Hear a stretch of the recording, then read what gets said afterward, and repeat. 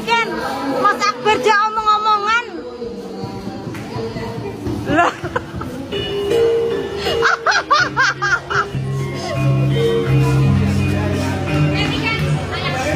Ayang Akbar. Iya. Yang Akbar. Ken tekono to Ken?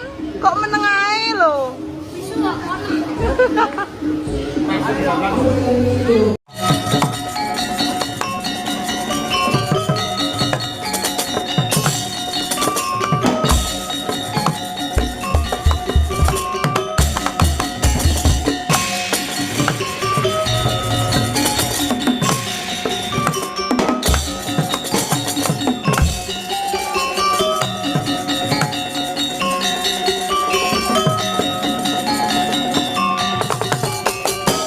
Satya toro-toro miturut anut sumarah mring Gusti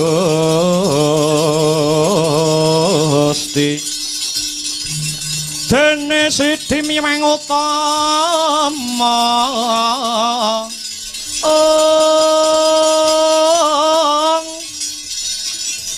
panindak ing praja ngadil bejo dadi bandara ora narepan mring pro abdi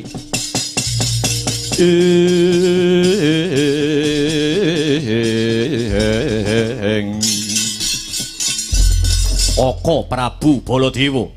Inggih wonten pangandika ingkang ngadhawuh Yayi. Gunging panuwun ingkang tanpa upami. Dene paduka sampun paring gambaran ingkang supados Lesmana saged enggal wangsul. Inggih. Kanthi margi ingkang kados mekaten kula kinten saged dados sarana panggihipun Angger Lesmana Mandrakumara. Inggih menika ingkang angka setunggal. Dene ingkang angka kalih wontenipun putra-putra Pandhawa, anak-anak Pandhawa sing gegrombol wonten ing negara Ngastina sisih kidul. Samya ngangsu kawruh hangudi ilmu kalian Begawan Madubranta ing pesanggrahan Ringin Putih. Punika kedah kados pundi Koko Prabu Baladewa Yayi? Yen to putra-putra Pandhawa sami gegrombol wonten laladan negara Ngastina, pernahipun wonten pesanggrahan Ringin Putih, kula badhe nliti sawetawis. Badhe kula tingali sinten kemawon ingkang mapan wonten ing Ringin Putih, turta Begawan Madubranta menika sinten. Kula inggih badhe mertinjo langkung rumiyin wonten ing pesanggrahan Ringin Putih, Yayi Prabu. Mekaten Koko Prabu nggih.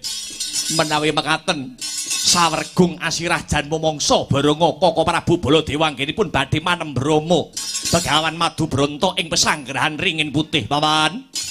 Paman Harya Sengkuni paman. Kula wonten pangandika ingkang ngadhawuh nggir. Aja negakake tindake Prabu Baladewa. Kepara derekna jengkare Koko Prabu Baladewa mertinjo kahanan miwah swasana ing pesanggrahan Ringin Putih. Kantinen kadang soto Kurawa sak cukupe. Mbok menawa iki mengko ana bobol bara teng lelakon. Kawula nuwun nok-nok nggih dhateng mangestakaken dawuh nggir. Kartomarma. Adhiku Yayi Kartomarma, kula wonten dawuh tinimbalan Koko Prabu Jikang Rayi Tirta tinalang kula pun Kartomarma.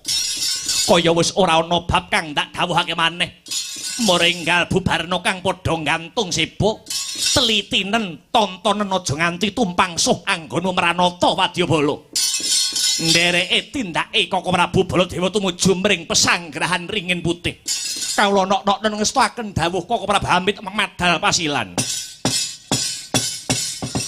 Sabet biar katalika wau paripurna dawuh pangandikane Sang Buminata nedya jengkar saking dampar denta tumuli arsa kundur hangedaton bawane Nalendra Agung datan singlar saking Ubaya.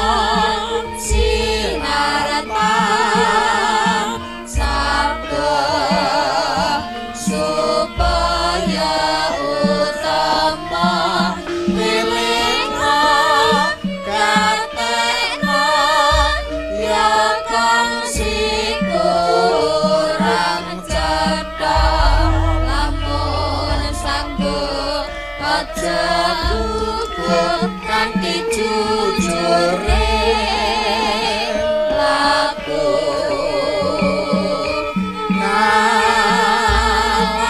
ngalamun menjani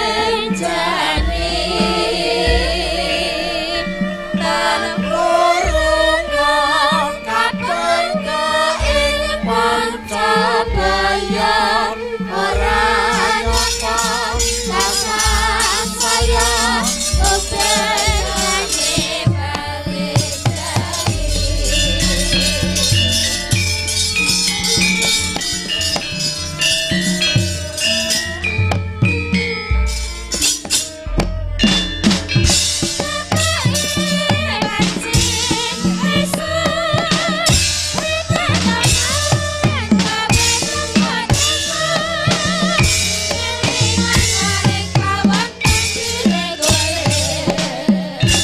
Iku arahku tohmu nisan-nisan jroning pamon.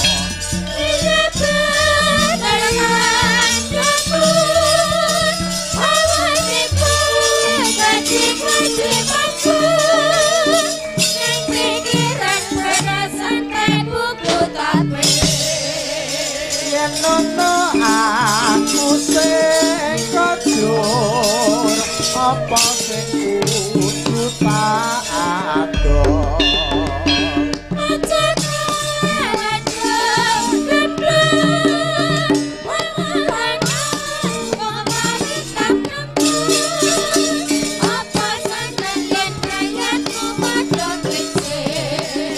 Wong takku seneng nganggur mangan turu omong kosong.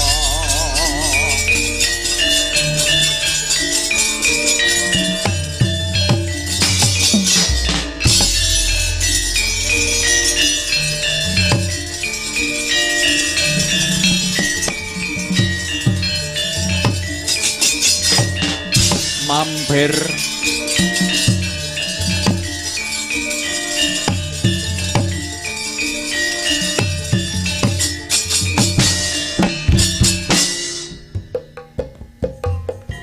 Mampir, mampir, mampir, mampir.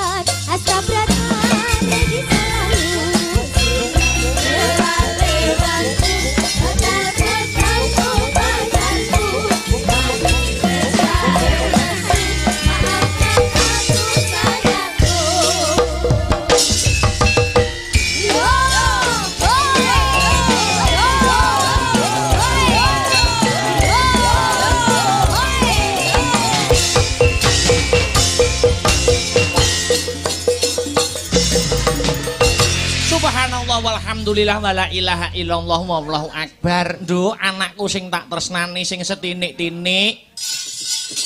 Limbu. Ana dawuhmu apa mak nimbali karo anakmu aku? Leren sak wetara unjal ambekan ora ketanggur sak kemprangan yo nok. Ngono. Perkara lakon Wahyu Cakraning Rat bisa ditutukake sak rampunge limbukan nanging sing baku. Nanging sing baku aku karo kowe luwih dhisik ngaturke apa ta wigatine awake dhewe tinimbalan sowan. Ngono. Lan sadurunge matur sing akeh-akeh kang sarta ngaturake pamundutan lagu kang maneka warna lan sadurunge ngaturake para-para bintang tamu kang sarta pemeriah. Iya. Luwih dhisik angka 1 ora ana tembung kang luwih endah kang kudu diucapake kang sarta diungkapake. Iya. Kejaba mung ucapan lan ungkapan rasa puja lan puji syukur kunjuk marang Gusti ingkang murbeng dumadi Tuhan yang Maha Esa Allah Subhanahu wa taala Hyang Widiwasa. Ngono ya mak, pancen bener kaya mangkono no. Gusti Allah sing wis maringake keberkahan wujude nikmat sehat, nikmat sempat, nikmat iman marang aku karo kowe anakku Limbuk, mokal tanpa nikmating pangeran, mokal tanpa berkahing Gusti Allah. Iya. Aku karo kowe bengi iki bisa manunggal kang sarta tetunggalan ana ing Alaladan Ngadipira, Kecamatan Wilangan, Kadipaten Nganjuk. Mangkono ya mak. Pancen bener. Iya. Lah banjur bengi iki mengeti adicara apa?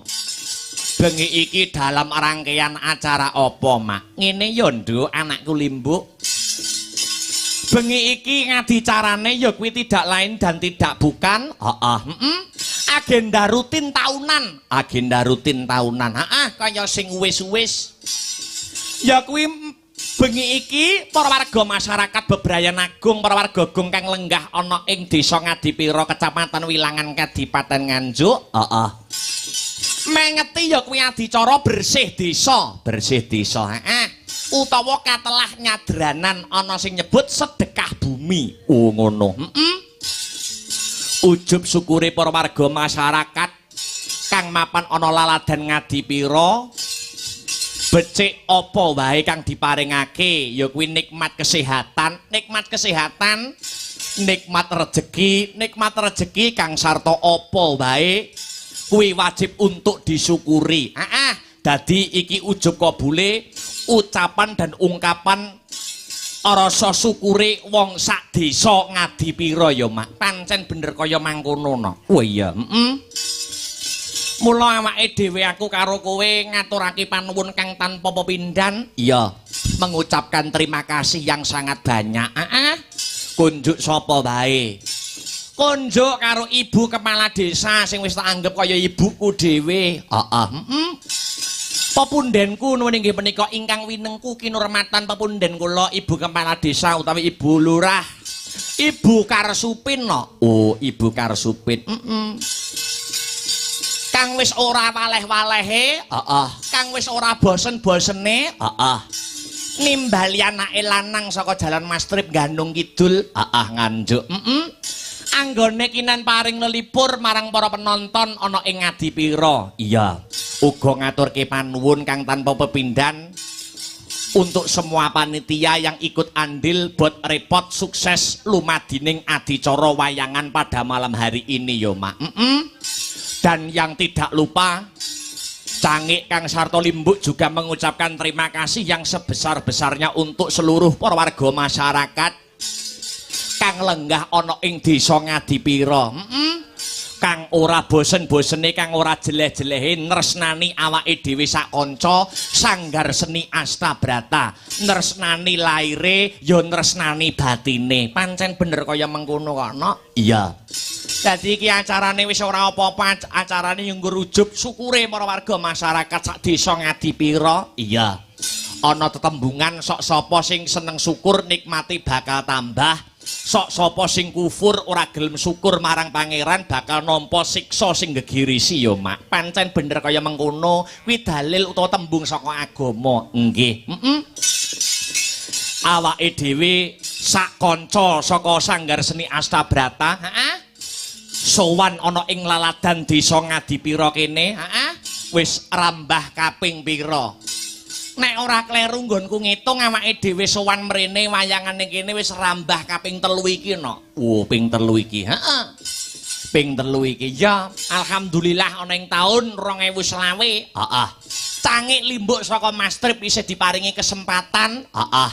Diparingi kesempatan dan kepercayaan kanggo nyambung tali silaturahmi ngraketke tali paseduluran meneh. Iya. Karo para wargagung pepunden-pepundenku sedulur-sedulurku, heeh.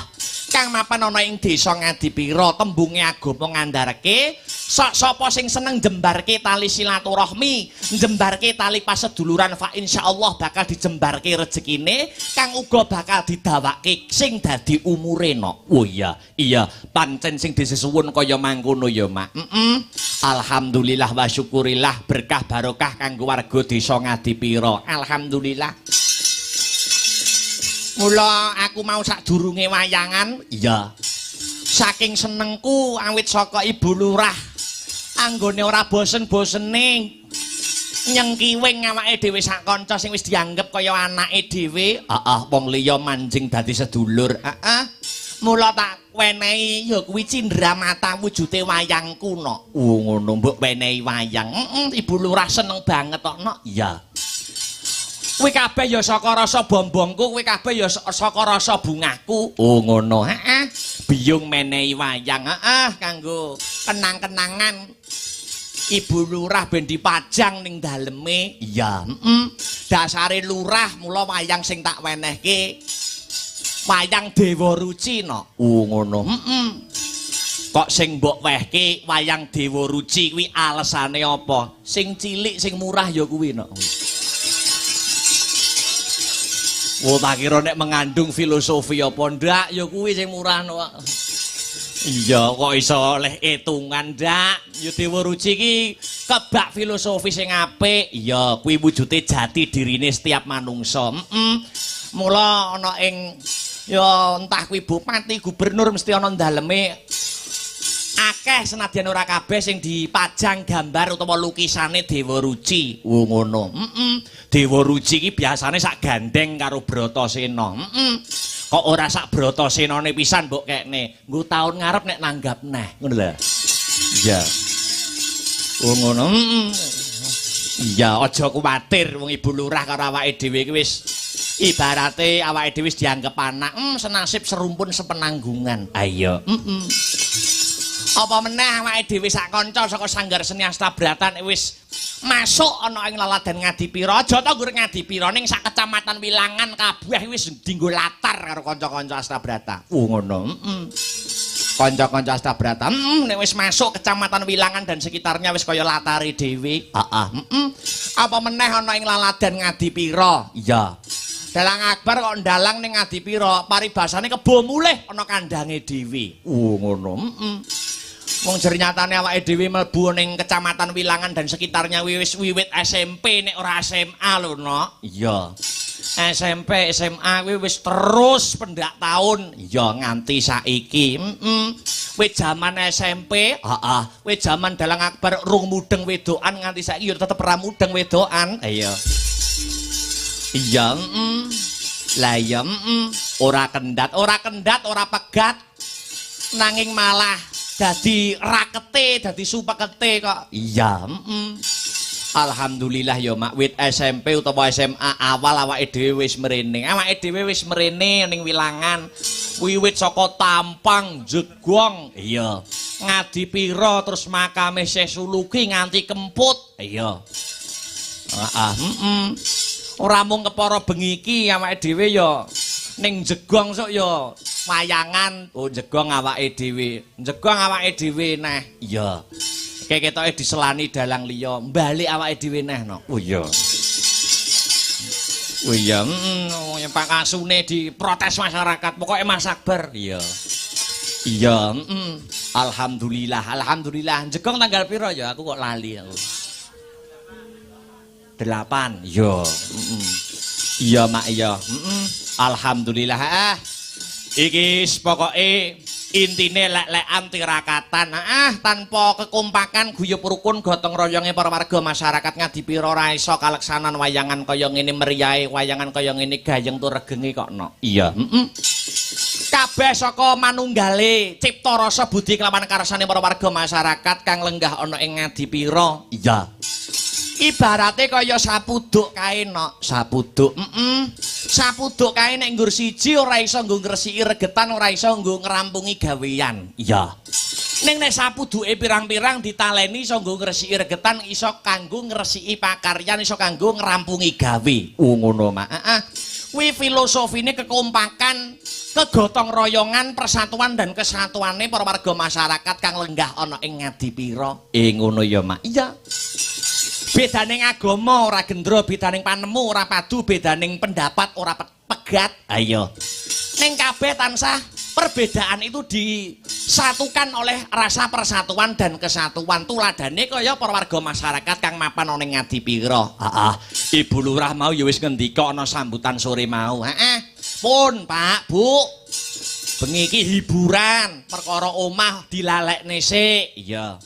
Perkara utang rasah dipikir. Mikire sesuk nek bar wayangan ngono lho maksude.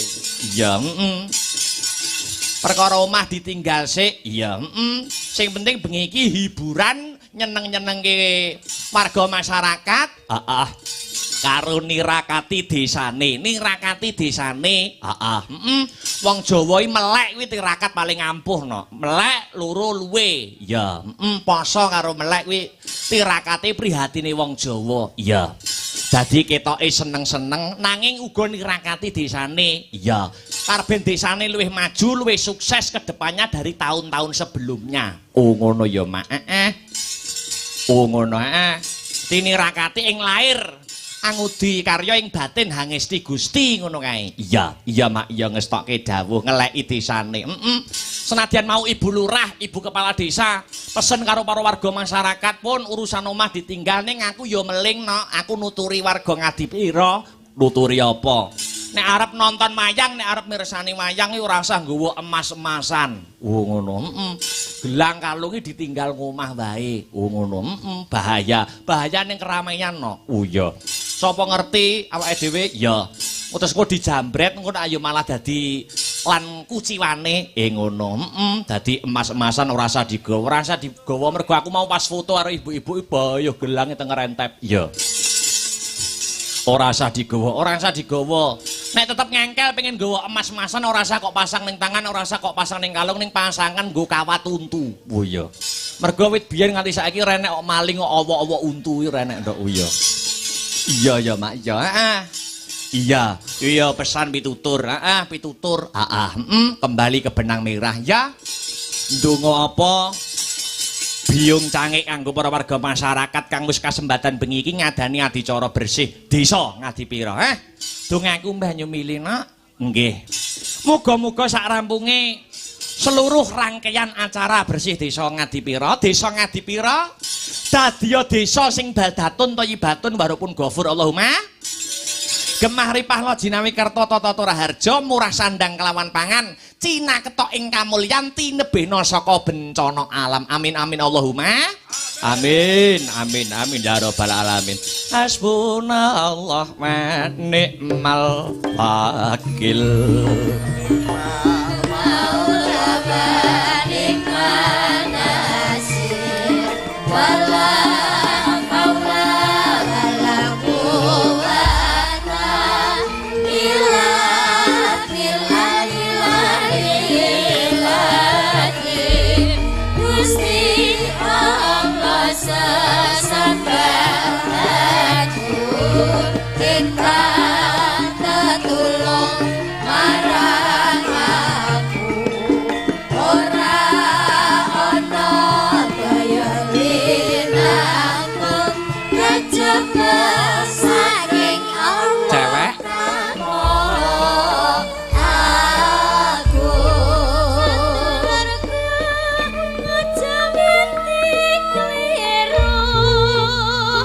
mong Gusti Allah sesembahanku lintahan telu mong limang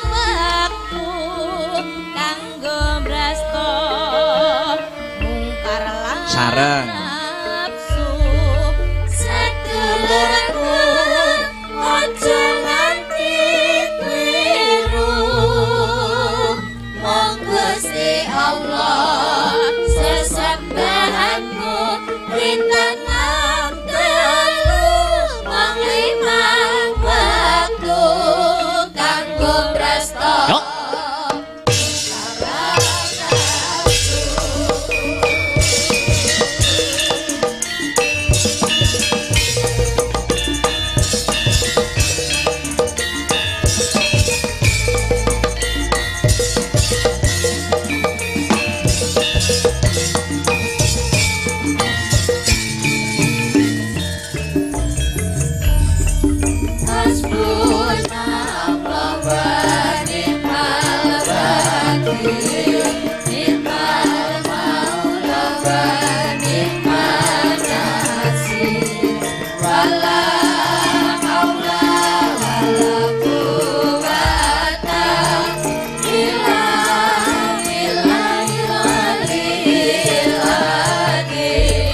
Gusti Allah sesembahanku ingkang tetulung marang aku ora ana keyalinanku kejaba saking Allah Cowok.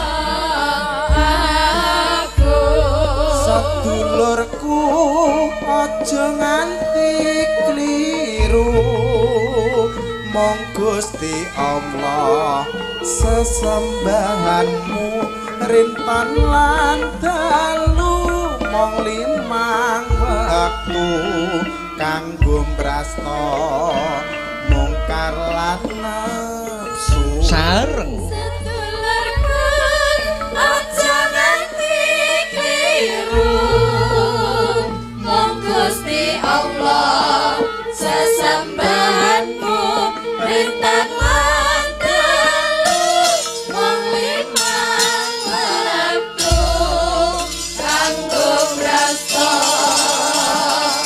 mungkar lan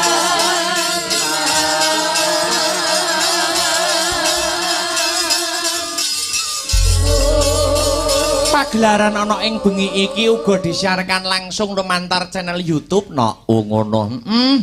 Channel YouTube Asta Brata Media. Tak kira warga masyarakat Ngadipira wis apal karo channel awake dhewe. Ya. Dadi iso mengikuti pentas-pentase awake dhewe. Mengko yen dipencet tombol loncenge iso mengikuti awake dhewe pentas ana ngendi-ngendi. Mangkono ya Mak. Pancen bener kaya mangkono. Uga mau ana sing nyuwun diwacake jadwal pentase awake dhewe wabil khusus pentas ana laladan ya kuwi Nganjuk dan sekitarnya. Ana kanca-kanca kumpulan bakul, kanca-kanca penggemar wayang sing njaluk jadwal awake dhewe. Wis tak up jane nok ning ora ana salahe tak wacake meneh. Ya, awake dhewe pentas ana ing laladan Nganjuk dan sekitarnya. Tak macake sing ana Nganjuk ya nok. Ya, awake dhewe pentas ora mung bengi iki, ya. Ning uga disambung tanggal 7, ya. Ana ngendi Sumber Kepuh Tanjung Anom ki nek ora keliru ning Sambi Kerep, ya. Tanggal 8 ning Jegong Wilangan kono. Tanggal 9 ning Putren Kecamatan Sukomoro, ya. Disambung tanggal 15 ning Kelurahan Ngronggot, ya. Tanggal 20 ning Tinampuh Rejoso, ya. Terus tanggal 24 ning Lengkong Lor Ngluyu, ya. Terus selawe ning Kaliula, Sukomoro. Tanggal 28 ning Bareng Sawahan, 29 ning Sukorejo, 30 ning Balong Pacul, ya. Alhamdulillah, kuwi jadwal sing Nganjuk no, iya. Kudu tetep semangat kanca-kanca, jaga stamina, jaga kondisi fisik. Tenan kok no. Kanca-kanca tetep semangat mergo ngelingi zaman Covid utawa pandemi biyen. Ngono. Ora iso tanggapan, ora entuk keramaian. Heeh. Mula kanca-kanca arep tanggapan sensasi muput ya tetep semangat. Ngono ngeling-eling zaman pandemi, zaman Covid-19 biyen. Heeh. Zaman Covid wis isine nggur mengu tengen mengu kiwa ning omah ngono. Iya, ora ana kegiatan, ya wis disyukuri. Iya, iya ngestokke dawuh, Mak. Yo, iki sadurunge ngaturke para bintang tamu, ngaturke sak tembang meneh ya kuwi lancaran bersih desa. Ngono. Ya dibawani, ya. Mas Heru Linanta, kanggo salam pambuka utawa salam mukadimah ana ing season limbukan. Sabubare lancaran bersih desa mengko terus ngaturi tetembangan bersama para bintang tamu. Ngono nggih. Bawani dhisik. Semoga Mas Heru dipun sarirani. Iya, coba kaya ngapa? Ya. Apaan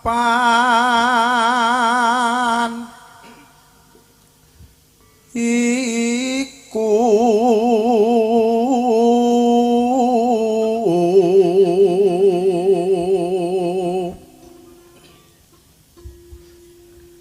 dadi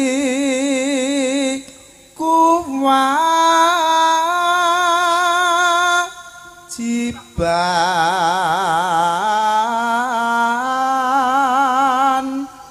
baku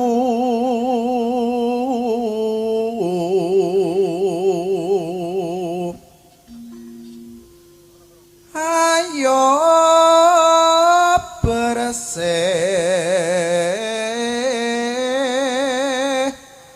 desa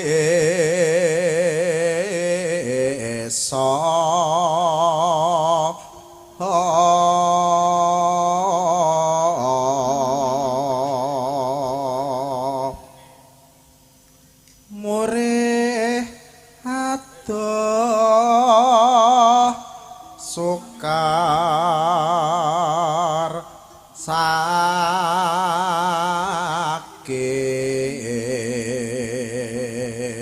Wira swara kalih sinden bareng yuk 1 2 3 4 ya yuk. Kriya hangriya tu mandang karya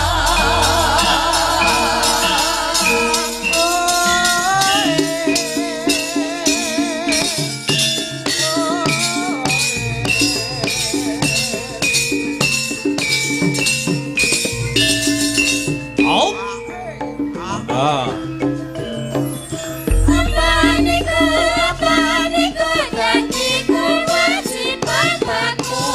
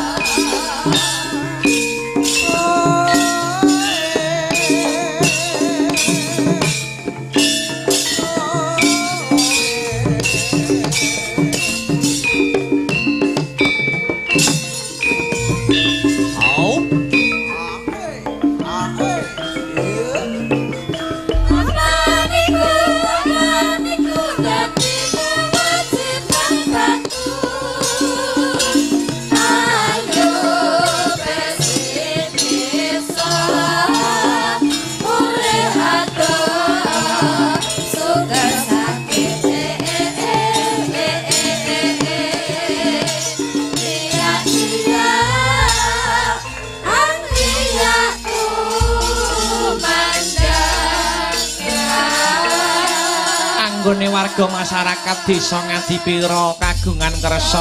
Heeh.